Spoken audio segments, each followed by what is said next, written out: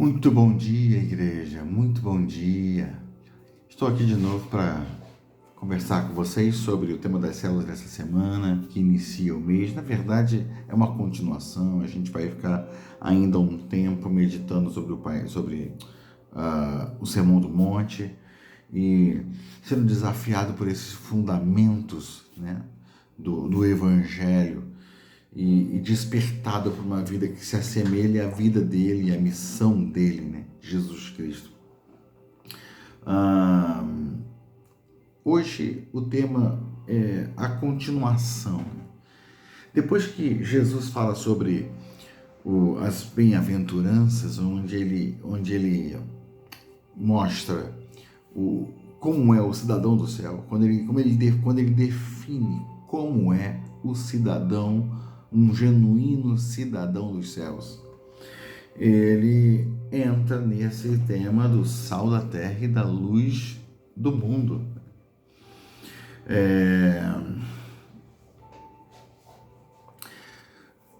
Jesus, no capítulo 5, nos versos 13 a 16, ele diz o seguinte, Mateus capítulo 5, versos 13 a 16. Ele diz assim: vocês são o sal da terra, mas se o sal perder o sabor, como restaurá-lo? Não servirá para nada. Tem umas frases da Bíblia que a gente não pode passar rápido por elas. Não pode passar sem analisá-las, sem mergulhar no sentido delas. Não servirá para nada. É uma frase muito forte. É uma frase muito forte, ela é muito completa, ela é muito cheia. Ela não dá espaço para nenhuma outra coisa. Não cabe nenhum tipo de interpretação aqui. Ela está dizendo o que é e aquilo e nada vai mudar isso. Não se pode olhar. Não servirá para nada. Exceto para ser jogado fora e pisado pelos homens. Um sal que não salga não tem utilidade. Ele fala assim: e também ninguém acende uma candeia e a coloca debaixo de uma vasilha. Pelo contrário, coloca no lugar apropriado e assim ilumina a todos os que estão na casa. Acho que eu pulei uma parte aqui que diz assim: não se pode esconder uma cidade construída sobre um monte. Né? A cidade sobre um monte, ela é visível, todo mundo vê de longe. E, na verdade, o propósito é que sejamos vistos. Não tem sentido acender uma luz e tampá-la. A luz tem um propósito, ela precisa se mover no propósito para o qual ela existe. E aí ele termina dizendo assim, dessa forma, com essa consciência de que você deve ser visto, assim brilhe a luz de vocês diante dos homens, para que vejam as suas boas obras e glorifiquem o Pai de vocês que está nos céus. Deus quer que você seja visto, porque quando você é visto, Ele é visto através de você. Ele é visto e adorado e glorificado. Ele é visto e reconhecido.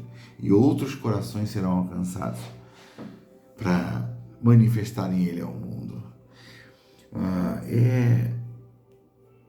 Essa palavra vindo exatamente depois das bem-aventuranças, onde ele falou assim, olha, o cidadão do reino dos céus é assim. E o cidadão do reino dos céus é uma contradição. Ele não é compreendido por ninguém, como Paulo fala lá em Coríntios 2, o homem espiritual, ele discerne todas as coisas, mas ele não é discernido por ninguém. As pessoas não conseguem discernir o homem espiritual, porque ele anda na contramão. Como assim? Feliz é quem é pobre de espírito? Como assim? Como assim? Feliz é o manso? Feliz é o que chora? Como assim? Como assim? Felizes são os misericordiosos. Felizes são os perseguidos. Como assim? Que mensagem é essa? Isso não bate. Isso não bate.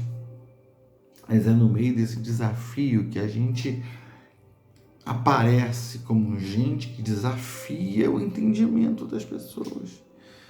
A gente não é o que se costuma ser por aí, a gente é o que Jesus fez da gente. Aleluia. Aleluia. Então, quando Jesus está falando sobre o sal, falando sobre a luz, ele está falando sobre identidade e propósito. Ser sal é identidade. Salgar, dar sabor é propósito. Ser luz é identidade. Iluminar é propósito. Quem você é e o que você deve fazer. Essa consciência precisa estar clara diante de nós. Quando essa consciência está clara, quando nós estamos tomados dessa verdade, o que a gente faz? A gente é intencional. A gente faz as coisas não por fazer, mas por propósito. Não faz por fazer, não faz no sentido de só porque tem que fazer a gente faz. Não, a gente faz com intenção. Por quê? Porque eu não posso deixar de fazer aquilo. Eu não posso fazer outra coisa. Afinal, eu sou o que eu devo ser para cumprir o propósito e fazer o que eu preciso fazer. Então, assim, identidade e propósito são dois lados da mesma moeda. Eu só consigo cumprir plenamente o meu propósito se eu sei quem eu sou. Quem eu sou em Cristo vai manifestar o que Cristo quer fazer através da minha vida. Só assim eu deixo ele tomar o controle, fazer o que ele quer, o que ele bem entende. Isso precisa mexer na minha vida toda. Olha, no ambiente de trabalho, na escola, na faculdade, eu preciso ser intencional em mostrar que eu sigo e sirvo a Jesus. Eu tenho que ser intencional. As pessoas precisam ver Jesus na minha vida. Eu sigo a Ele. A gente tem que estar sempre pronto a consolar os aflitos, orar pelos enfermos e a pregar o Evangelho. Os nossos vizinhos devem saber que somos cristãos não porque vamos à igreja aos domingos. Não, ele deve saber que a gente é cristão por quê? Porque a nossa vida fala, o nosso testemunho fala.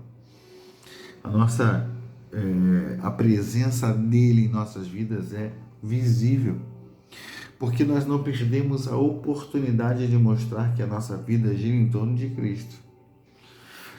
Os nossos parentes também, eles devem saber que Jesus é, de forma inegociável, a nossa prioridade. Ninguém está acima de Jesus.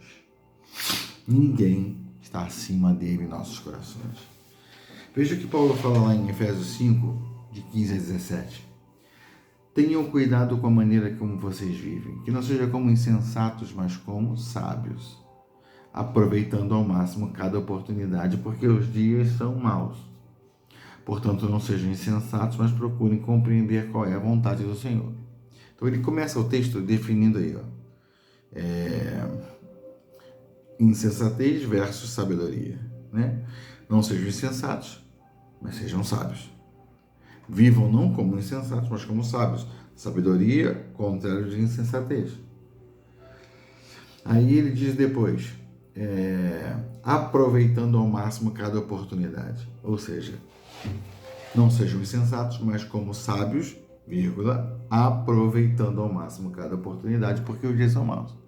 Em tempos maus, em tempos de dificuldade, em tempos de desafios,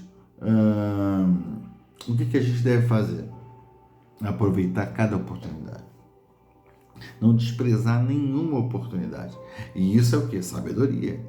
A gente não deve ser insensato, porque o sensato não aproveita as oportunidades, o sábio aproveita. Então, não sejam insensatos, mas como sábio, aproveitem ao máximo cada oportunidade. E aí ele volta ao mesmo discurso. Portanto, não sejam insensatos. Ele já falou isso. Mas agora ele vai falar mais sobre o que é sabedoria. Ele vai estabelecer como contrário de insensatez o quê? Procurar compreender qual é a vontade do Senhor. Então, o temor do Senhor é o princípio da sabedoria, o que diz a palavra. Então, você é sábio quando procura compreender a vontade do Senhor. A maior fonte da sabedoria, a maior demonstração de sabedoria é quando a gente se dedica a conhecer a vontade do Senhor. E quando a gente se dedica a conhecer a vontade do Senhor, a gente aproveita cada oportunidade, cada momento para crescer, para melhorar, para avançar, para se fortalecer. Então,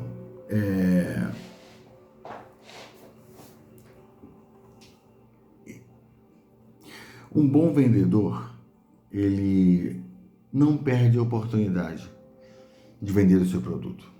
Um bom vendedor está sempre pronto. O bom vendedor vende no trabalho, vende em casa, vende com os amigos, vende na fila do banco, na fila do mercado. Um bom vendedor vende em todo lugar. Porque vender é parte da vida dele, afinal ele se sustenta com a sua venda.